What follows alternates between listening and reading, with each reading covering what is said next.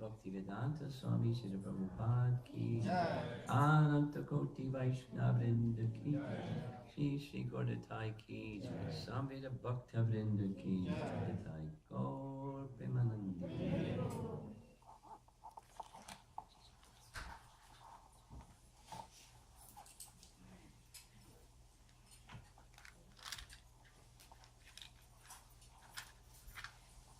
It's always nice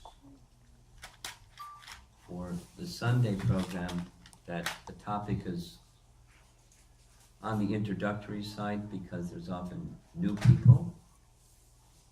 So how many are in the category of new people here this evening?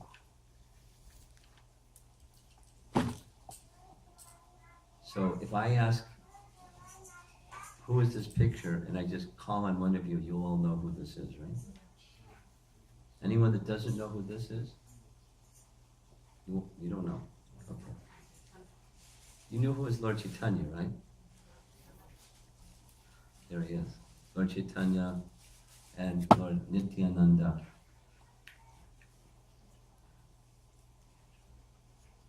Lord Chaitanya's name directly is not mentioned in Srimad Bhagavatam. He's not mentioned for a variety of reasons. One of them being that he's called Chana Avatar, or the hidden form of the Lord who appears in Kali Yuga, specifically delivering the Yuga Dharma, the primary means of achieving spiritual perfection for our present age. Don't worry about me, I can see fine. I like this. More contrast, the better.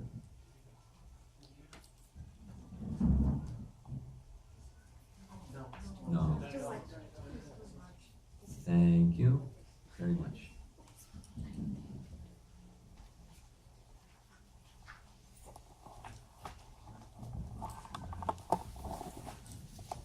Let's do this. There's a very nice verse amongst many nice verses in Brahma Samhita that describes the position of Goloka. Goloka Kaname Nijadamni Tale Chatasya Devi Maheshu Haridama Suteshu Teshu Te Te Prabhava Niyatashvi Yatashayena Govindamadi Purusham Amaham Bhajami. The abode, the transcendental realm of Krishna, is Goloka. Goloka Kaname,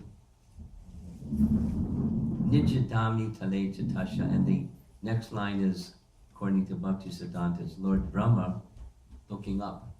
Because the realm that Lord Brahma is situated, the chief engineer or creator of the universe, is within Devi Dham, the topmost region of Devi Dham.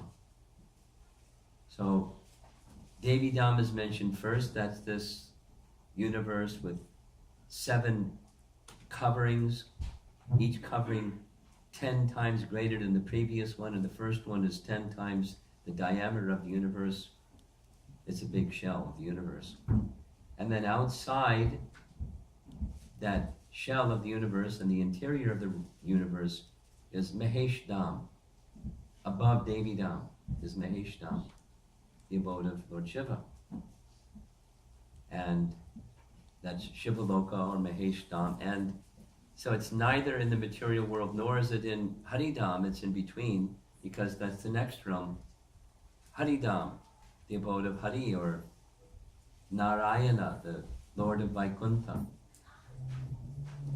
And above that, according to Brahma Samhita, is Goloka. And in the earlier portion of Brahma Samhita, it describes the divisions of Goloka, and there's 4. Goloka is shaped like a lotus. And in the center of the lotus, the whirl of the lotus, that's the abode of Radha Krishna. And then there's the petals from that whirl, or the corolla. And those petals are the abodes of the gopis, and in turn the other associates of Krishna, and megabytes and megabytes of abodes of the associates of Krishna. And then there's a region outside that. In the language of Brahma Samhita, it's a quadrangular region. Vasudeva, Sankarshan, Pradyumna, and Aniruddha. The Chaturvyuha have their abode, and their regions are Mathura and Dwarka, so that's 3. Vrindavan, that's the central lotus, and Mathura and Dwarka, and they're in the outer region. It's not lesser, it's just a different division. And then there's Svetadweep. Literally, Svetadweep means white island, and Bhakti Siddhanta Saraswati Thakur explains, especially those last 2 long special metered verses, describe the abode of Chaitanya Mahaprabhu in Goloka. So let's do that again. In Goloka, there's Krishna in Vrindavan, Krishna in Mathura, Krishna in Dwarka, and Gauranga Mahaprabhu in Svetadweep, that region of Goloka. That's where Mahaprabhu's eternal abode is, where his eternal pastimes are going on. And once in the day of Brahma, as Krishna descends, that same day of Brahma, in the next Kali Yuga following Krishna, Chaitanya Mahaprabhu descends. And that Chaitanya Mahaprabhu is Krishna. He's not an avatar of Krishna, he's Krishna. How does that work? Works this way. When we have a form of Krishna and Radha next to Krishna, it's 2 forms.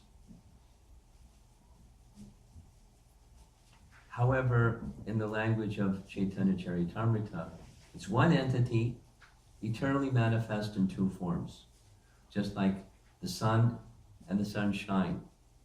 Do you ever find one without the other? No. Similarly, you don't find Radha without Krishna, or Shaktiman and Shakti separate from one another. It's one entity. The energetic and the energy. It's one entity. Eternally, they're manifest as 2 forms. Radha Krishna, Pranaya Vikritir Ladani Shakti Rasmat, Ekatmanavapi Bhuvi Pura Deha Veda. Gatau Tau. one entity in two forms manifest like that eternally. And when that one entity manifests in one form, that's Gauranga Mahaprabhu, in the bhava, or the mood of love of Radha, and the luster of Radha, golden. Krishna is Sham, and Radha is golden in complexion. Nice combination, black and gold. Very beautiful. So Chaitanya Mahaprabhu appears in a golden form, in the mood of Radha, as Krishna himself, wishing, striving, hankering, eager to experience the happiness that Radha feels in her love for him, in the mood of Radha having love for Krishna. Very, very transcendental and also a very practical arrangement. That's a long discussion. So in this abode, in Goloka, where Chaitanya Mahaprabhu is eternally performing his pastimes, he has eternal associates. And those eternal associates have their spiritual counterparts in Krishna's Leela, just as Chaitanya Mahaprabhu is Krishna himself. And there's Lord Nityananda by the side of Chaitanya Mahaprabhu. So in Krishna Leela, who is that? Balaram. And each of the associates of Chaitanya Mahaprabhu have their spiritual counterpart in Krishna's Leela. Read Chaitanya Charitamrita, your hairs will stand on end. It's very, very wonderful. So, here's one of the principal associates of Chaitanya Mahaprabhu. When you read Chaitanya Charitamrita, it's practically astounding how spiritually elevated the associates of Mahaprabhu were. Just one little image. When Chaitanya Mahaprabhu returned from his tour of South India and came back to Puri, a messenger was sent. 2 years he was gone. 2 years and several months. He was gone from Navadvip. The devotees in Navadvip were deeply attached to him. So a messenger was sent. Mahaprabhu has come back. Come quickly. Rath Yatra is soon to happen. So they came quickly. And when they came to Puri, what did they do? They had kirtan. And on the rooftop of the palace was the king, Prataparudra. Next to him was Gopinath Acharya, who previously lived in Navadvip, so he knew everybody, he knew the who's who. So he was pointing out to the king, this is this devotee, that's that devotee, that's the other devotee, there's Haridas, there's the Dvaita Acharya.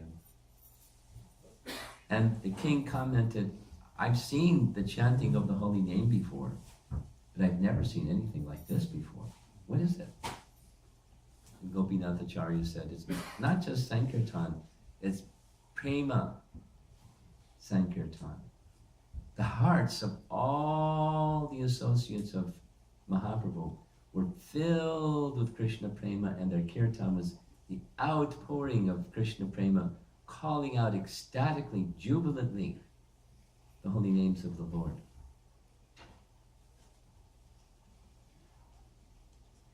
All of his associates were perfected souls, not just practitioners, sadhakas, nice devotees. They were perfected souls. And amongst all those amazing perfected souls, the topmost amongst them all was this one, Rupa Goswami. And Mahaprabhu twice confirmed it, without the detail, because I want to get to the topic for this evening. And to help appreciate who he is in Krishna's Leela, I'll ask you a little quiz question. Amongst all the associates of Krishna, who are the topmost associates of Krishna? The gopis. And amongst the gopis, of course, Radharani is topmost, but she had 8 principal associates, 8 principal gopis, the Ashtasakis. Just like many of you have been to Mayapur, or if not, you'll want to go to Mayapur. When you do, you'll see Radha Madhava, and on this side are 4, and this side there's 4 others, the 8 principal gopis, the Ashtasakis. So of those Ashtasakis, who is the topmost? Lalita. And amongst Lalita's associates, she has those that assist her in the intimate service that she does for Radha and Krishna. Topmost is Rupa Manjari. That's who Rupa Goswami is, Rupa Manjari, in Krishna's Leela, intimately assisting Lalita in making arrangements of loving exchange between Radha and Krishna. You can't get much higher than that. The servant of the servant of the servant. Gopi Bhartor Padakamayor Das Das Anudas. That's him. That's his bhava. And his service was twofold. After receiving instructions, listen to this. After receiving instructions from Lord Chaitanya told him, you will realize in full everything that I've said. And you'll compose literature that expands the meaning of everything that I've taught you. So that was one of his services, along with his elder brother, Sanatana Goswami, 2 chief amongst the 6 Goswamis of Vrindavan as followers of Mahaprabhu. But Rupa was considered chief by Mahaprabhu and all the Vaishnavas. Although part of his qualification was, of course, humility. So he looked to his elder brother like his guru. So whatever he wrote, he would have his brother review it and approve it before he would circulate it to others. He took that position of subordination to his beloved brother. And they both did the same thing because they were assigned the same thing, to write books about the teachings they had heard from Chaitanya Mahaprabhu, the wonderful loving exchanges of Radha and Krishna included. And the second service given primarily was to establish, again, the lost places of Krishna's pastimes. Because after the passage of so many thousand years, where the pastime places were had been forgotten. So that's a pretty awesome task. But he was empowered fully to do that, and he did it, along with other associates.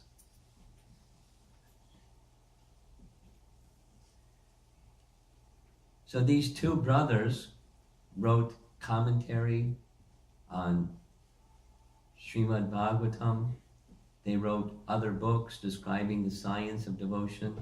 One of these books, the BBT, published a few years back, written by Sanatana Goswami, called Brihat Bhagavatamrita, which is a very exquisite commentary on Srimad Bhagavatam. It's hard to say what it isn't, but that's one of the things that it is. And Brihat means big, just like Prabhupada said. The printing press is the Brihat Mridanga. Mridanga, you can hear a block or maybe 2 blocks away, but the Brihat Mridanga you can hear all around the world. So the printing press, following his spiritual master, Bhaktisiddhanta, called the printing press the Brihat Mridanga. So when Rupa Goswami wrote a book with the title Bhagavatamrita, he called it Laghu Bhagavatamrita. In contrast to Brihat, it's Laghu, very light. Compared to my brother Sanatana, it's very light. And the book is now published by the BBT, compliments of Gopi Pranadhana's excellent translation work and commentary. And the book, just to appreciate the depth of Rupa and Sanatana Goswami's writing, it's addressing, the entire book is addressing one of 6 questions found in chapter 1, canto 1 of Srimad Bhagavatam. In other words, how many volumes could somebody write? Rupa Goswami could write volumes and volumes. Just one verse. That one verse, so the composition of Srimad Bhagavatam begins in the first 3 chapters. It's the sages, here they are, the sages of Naimisharanya, they had gathered knowing that Krishna has departed. Means Kali Yuga has begun, and Kali Yuga, they knew what that meant. Manda samanda matayo manda bhagya yupadrita. In short, bad.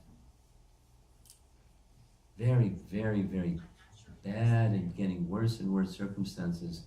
We want to do something to diminish the negative influences of the age of Kali. So what they decided to do was to go to the holy place, Naimisharanya, and hold a 1,000-year yajna. As one is completed, the next one is begun, and just continue for generations to perform yajna, to counteract the negative effects of Kali. And while they were there, in their midst was Sutta Goswami, pictured in the front on the left. And they wanted to hear from him the message of Srimad Bhagavatam that Sutta Goswami had heard only recently from Shukadeva, as he spoke at Maharaj Parikshit. And in this first chapter, they raised 6 questions, the answers of which make the first 2 chapters. And question number 5 out of the 6 questions is this one. O wise Sutta, please narrate to us the transcendental pastimes of the Supreme Godhead's multi-incarnations, such auspicious adventures and pastimes of the Lord, the Supreme Controller, are performed by his internal potencies, Atma Maya Ya. Same as what Krishna says in Bhagavad Gita. He appears in this world by his Atma Maya, his own internal potency. He doesn't need anything outside of himself to appear, stay, do what he does, and disappear. In fact, the way he disappeared was very amazing. The way Balaram disappeared was very amazing. Does anybody know how Balaram disappeared? The very, very proximate location to where Krishna disappeared. He sat by the side of the sea in meditation pose. From his mouth, a form of Ananta Shesha appeared, and he situated himself on Ananta Shesha and was taken back to the spiritual world. Haribol. Can anybody here do that?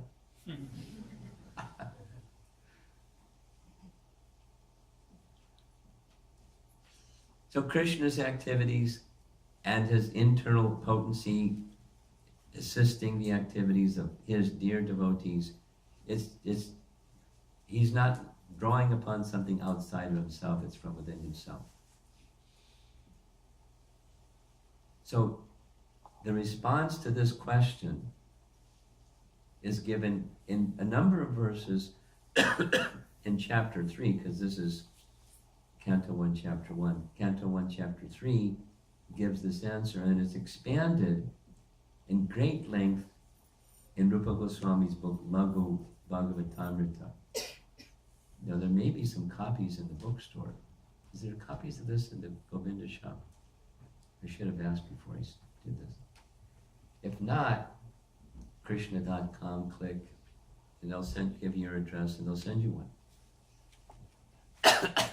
It's fascinating.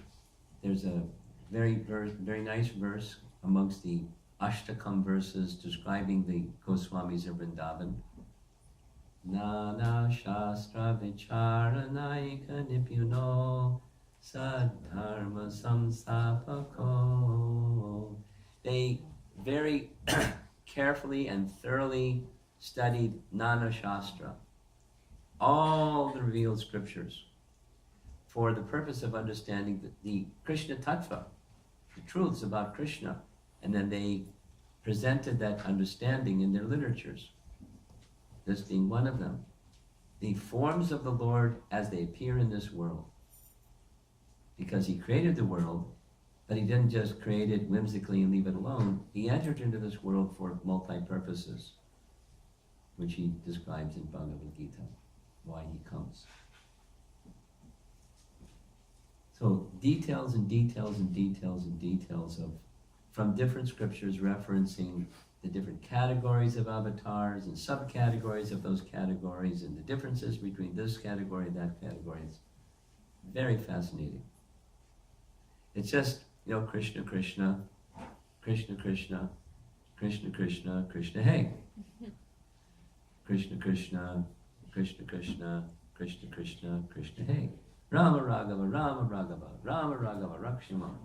Krishna Keshava, Krishna Keshava, Krishna Keshava, Pahima. And then again, and again. So by the time you're done, you're Krishnaized. You know Krishna Tattva and your thoughts are with Krishna. This is a wonderful literature that has that purpose. But what I wanted to do this evening is focus on the last chapter. Because the last chapter expresses that it's quite incomplete to just describe the truths about Krishna without describing the truths about the devotees of Krishna. So the title of the book, as you see, is Lagu Bhagavatamrita, and the final chapter is called Bhaktamrita, or the nectar of Sri Krishna's devotees. And why does he emphasize the Amrita of the Bhaktas? Well, I'll tell you why. In fact, I'll read to you, without the commentary, some of the early verses of this chapter, just to touch the topic.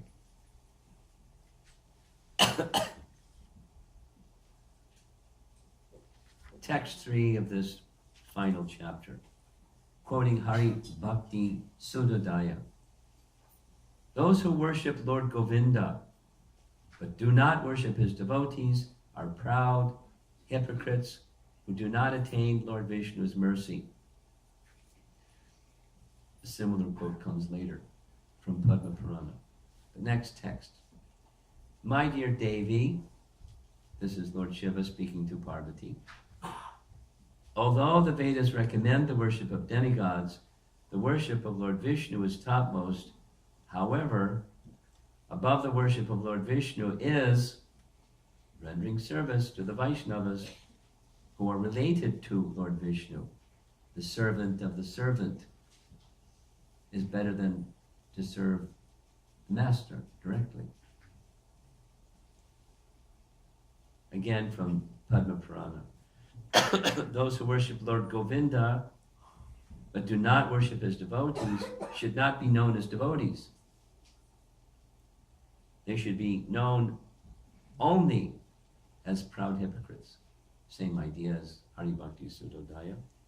Then this famous one that Prabhupada would quote often from Adi Purana, as in Bhagavad Gita, Krishna speaking to Arjuna. Adi Purana, Krishna is also speaking to Arjuna in Adi Purana, where he says, those who are my direct devotees are actually not my devotees, but those who are the devotees of my servant are factually my devotees.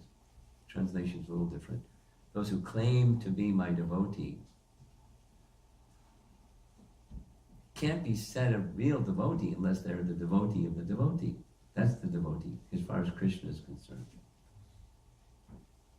And then from Srimad Bhagavatam, from Uddhava Gita, Krishna speaking to Uddhava, 11th canto. The worship of my devotees is more important than worshiping me. Pretty clear, and there's, of course, additional references. So he's like a lawyer building a case, and the case is pretty strong. There's not verses that say, you don't really need to worship the devotee, just worship Govinda. You don't find any like that. And then immediately, Rupa Goswami goes to the dear devotee of the Lord, Prahlad, where Prahlad speaks about his good fortune, And the Lord speaks about Prahlad's good fortune and how dear he is to him. Rupa Goswami says, among all the devotees of the Lord, Prahlad Maharaj is the best. His glories are described in Skanda Purana, Srimad Bhagavatam, and other Vedic literatures.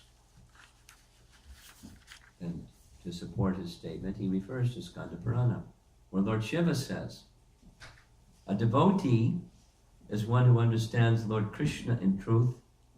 I am not among them. Of course, he knows Krishna, but he's speaking that way. All Lord Krishna's devotees, amongst them Prahlad is the best, in the opinion of Lord Shiva. And then just a quick reference where Brahma's prayers, Prahlad's prayers to Lord Nrsingadev says, O my Lord, O Supreme, because I was born in a family full of hellish material qualities of passion and ignorance, what is my position? And what is to be said of your causeless mercy, which was never offered even to Lord Brahma, Lord Shiva, or even the goddess of fortune, Lakshmi? You never put your lotus hand upon their heads, but if you put it upon upon mine. I lost my voice last weekend, and it's been good. I haven't been using it so much in between. It's getting strained, so excuse me.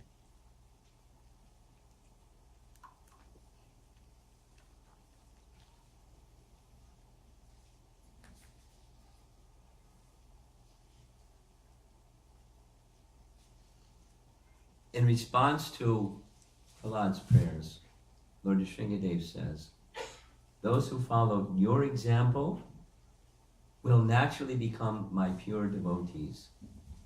You are the best example of my devotee, and others should follow in your footsteps. Now, what makes a pure devotee pure, or deserve that nice adjective of being pure in devotion? Pure in devotion means there's no other shelter. There's one shelter, and there's no mix of other shelters.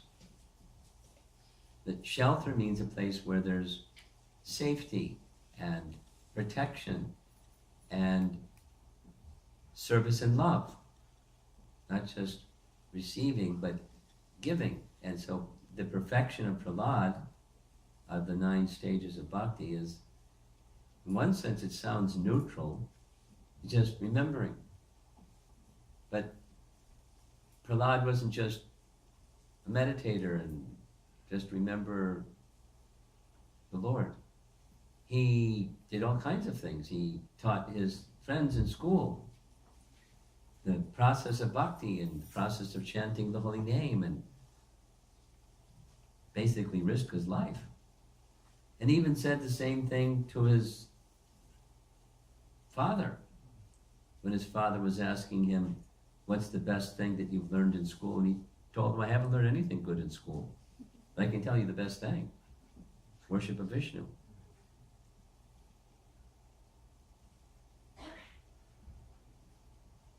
So remembering the Supreme Lord is not neutral or passive. It's a state of consciousness where there's such complete absorption in the personality of Godhead that there's not any other thought but the personality of Godhead, regardless of the circumstance. How does one come to that position? One comes to that position by the merciful association of one who has that position.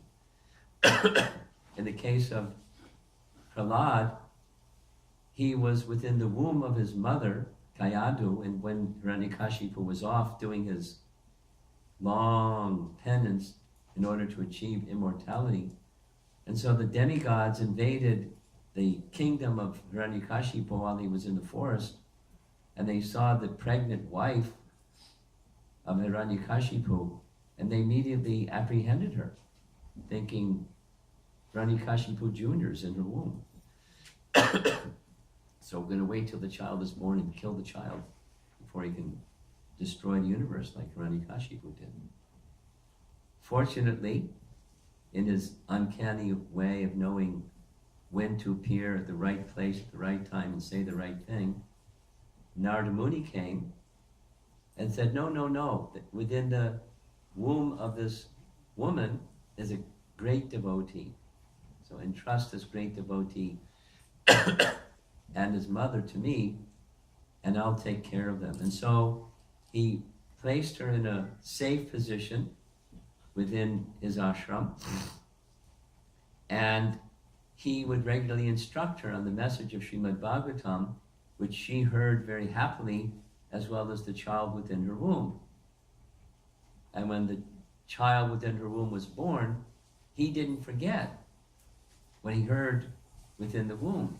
His mother forgot because she was very attached to Hiranyakashipu, and in the association of Hiranyakashipu, it's really easy to forget good things. She forgot. But Prahlad remembered. And when Prahlad had every opportunity, he gave instruction to his classmates in Krishna Tattva, which they'd never heard before. They didn't learn that in the school they went. And after explaining to them Krishna Tattva, he engaged them in chanting the holy names of the Lord. And when the school teachers came into the room and saw this tumultuous kirtan, they panicked. What's going to happen when Hiranyakashipu finds out about this? And when Hiranyakashipu found out about that, and the faith of Prahlad in Lord Vishnu, he then considered, you're the enemy too, as Lord Vishnu is my enemy, and you're devoted to the enemy, so you're my enemy. And he made arrangements to have his son killed. Wasn't a nice man. However, as powerful as Hiranyakashipu was, he was unable to kill him. In a pit of snakes and being tormented by his associates, and nothing happened. Then he tried having him stampeded by wild elephants, and that didn't work either. So he had him thrown off a cliff, and that didn't work either. There's a very nice commentary on this particular passage from Srimad Bhagavatam, where Lord Vishnu was waiting below, but he didn't show himself. He wanted to see, as Prahlad is falling, is he going to panic? But he didn't. He was very Krishna conscious from the top of the cliff to the middle of the cliff, and right before hitting the jagged rocks, he was in the same consciousness. So Lord Vishnu caught him. He wasn't exactly testing him, he just wanted to examine the extent of his pure devotion to Krishna. His father tried boiling him in a vat of boiling oil. That didn't work. Big fire, that didn't work. And so many efforts to kill him.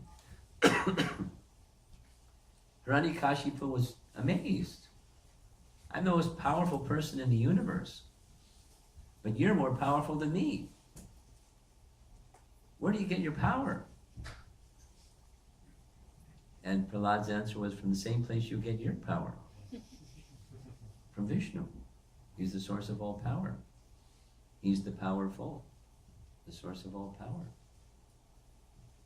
Hiranyakashipu didn't like that answer.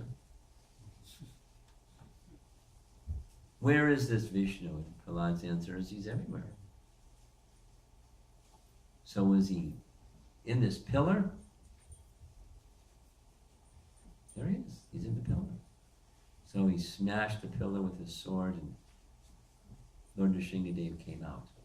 And the rest of the story need not be told. Lord Nrsingadev finished Hiranyakashipu to protect Prahlad.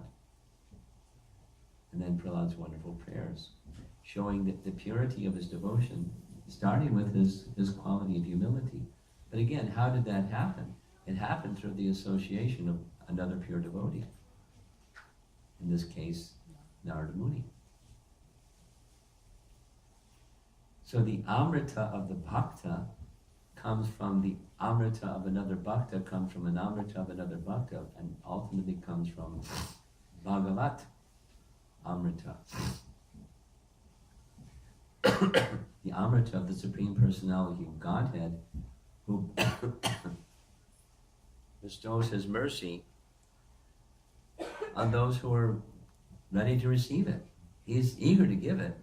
We just have to say yes. I'd like some. I'd like a lot of mercy. I'm eager to receive the mercy of the Supreme Lord. And the way to receive that mercy of the Supreme Lord is through the mercy of the devotee. I want to tell a little Prabhupada story, and then I'm going to end this and show you a little video. The little Prabhupada story is just on the topic of a pure devotee, the Amrita of a Bhakta. There's a very nice pastime, an exchange with Srila Prabhupada, where his schedule was commonly, very regulated actually, was he would have his lunch just before, he would take a bath just before noon, and at noon he would chant his Gayatri, and right after Gayatri was a hot lunch. And right after hot lunch, he would take rest for 20 minutes without an alarm clock and was up 20 minutes later like he had an alarm clock. Very regulated.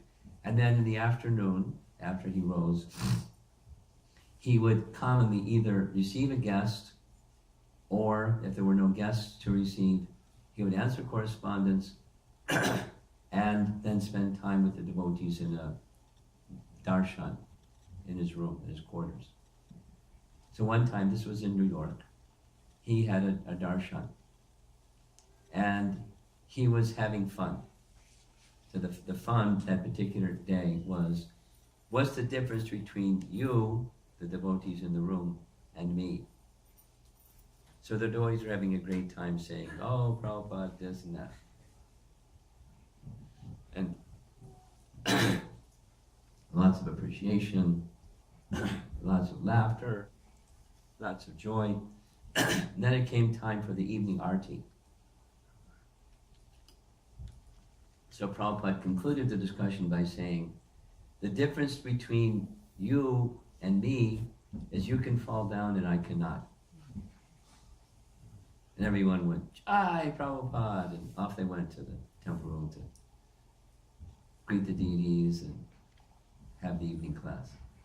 So while greeting the deities, you've seen the pose in photos. Prabhupada was standing there with his palms folded before his chest. And the devotee right next to him noticed that Prabhupada was reciting some prayers. Then he paid his obeisances and went to the Vyasa-san and gave class, and then went to his quarters.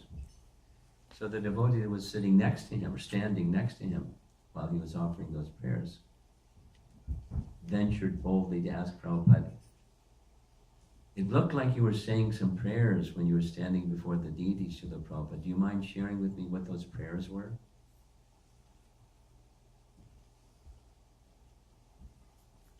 Prabhupada's answer was, I was praying to Krishna that I never fall down. And the devotee said, but Prabhupada, you said the difference between you and us is you'll never fall down. And we can. And then Prabhupada said, now you know why. I'm always praying to Krishna that I will never fall down.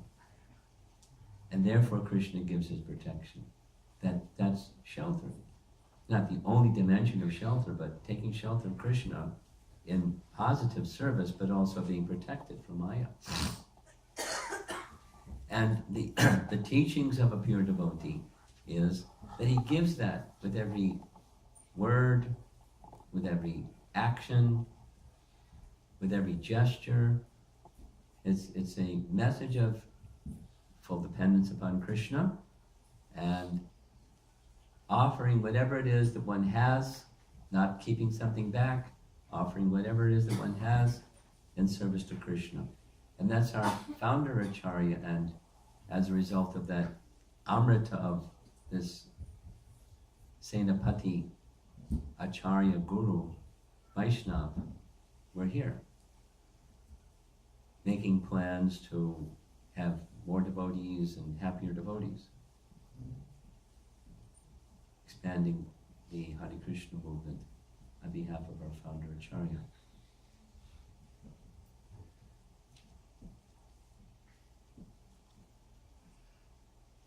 The advocacy that I'm making here is,